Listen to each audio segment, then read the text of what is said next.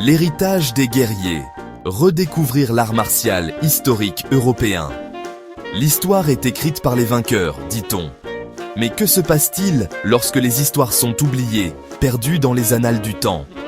L'art martial historique européen, ou AMHE, cherche à répondre à cette question. C'est un voyage pour retrouver et faire revivre les arts de combat oubliés de nos ancêtres. À travers des manuscrits poussiéreux et des illustrations anciennes, nous découvrons un monde où l'épée, le bouclier et, oui, même la hache régnaient en maître. L'AMHE, ce n'est pas que du combat.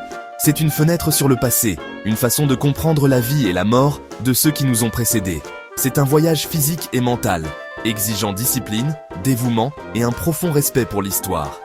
Imaginez les champs de bataille d'antan, le fracas du métal contre le métal, le cri des guerriers. L'AMHE nous rapproche de ces moments, nous permettant de toucher le passé d'une manière que l'histoire traditionnelle ne peut égaler.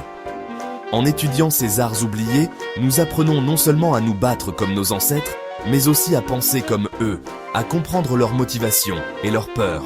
C'est une leçon d'histoire immersive qui nous met face à face avec la réalité brutale mais fascinante du passé. La hache danoise, un symbole de puissance viking. Au cœur de l'Europe médiévale, une arme se distinguait par sa puissance brute et sa polyvalence, la hache danoise. Brandée par les redoutables guerriers vikings, cette arme emblématique a semé la terreur dans le cœur de leurs ennemis pendant des siècles. Plus qu'un simple outil, la hache danoise était un symbole de statut social, une marque de bravoure et un témoignage du savoir-faire artisanal.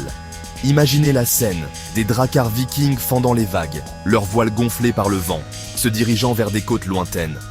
À bord, des guerriers aux yeux perçants, leurs haches danoises, scintillant au soleil, prêts à se jeter dans la mêlée. La hache danoise, c'était la force brute, capable de fendre le bois et l'os avec la même facilité.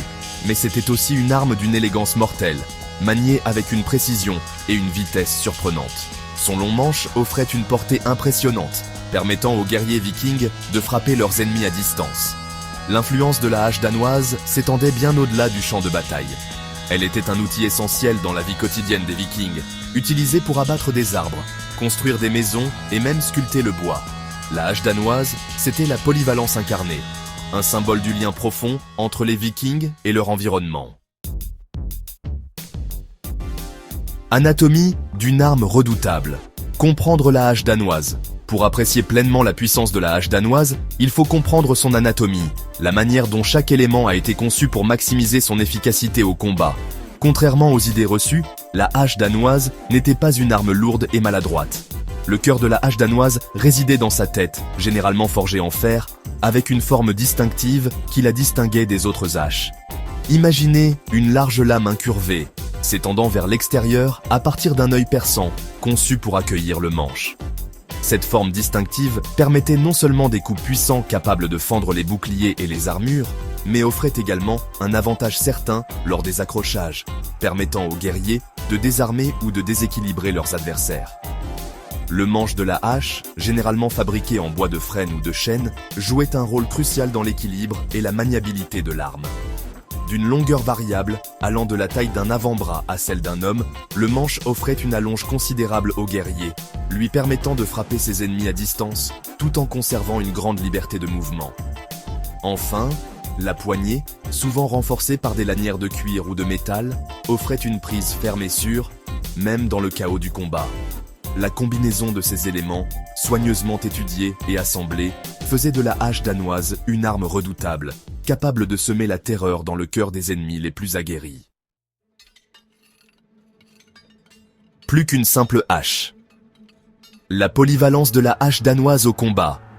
La hache danoise, bien plus qu'une simple arme de force brute, offrait à son porteur une polyvalence inégalée sur le champ de bataille. En effet, la combinaison de son long manche, de sa tête lourde et de sa lame incurvée en faisait un outil redoutable aussi bien pour l'attaque que pour la défense.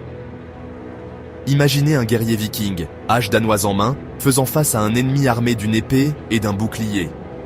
Grâce à la longueur de son arme, le viking pouvait tenir son adversaire à distance, le harcelant de coups puissants visant à briser sa garde. La tête lourde de la hache, projetée avec force, pouvait d'un seul coup écraser un bouclier ou briser les os d'un bras. Mais la hache danoise ne se limitait pas aux attaques frontales. La lame incurvée, habilement maniée, se transformait en un crochet mortel, permettant au guerrier de désarmer son adversaire ou de le déséquilibrer. Un coup sec sur le côté du bouclier, et voilà l'ennemi exposé, vulnérable à une attaque fulgurante. Et si l'ennemi parvenait à se rapprocher? La hache danoise, loin d'être un fardeau, se transformait en un outil défensif efficace. Le long manche, fermement tenu à deux mains, servait à parer les coups d'épée, tandis que la tête de la hache, placée en opposition, offrait une protection supplémentaire.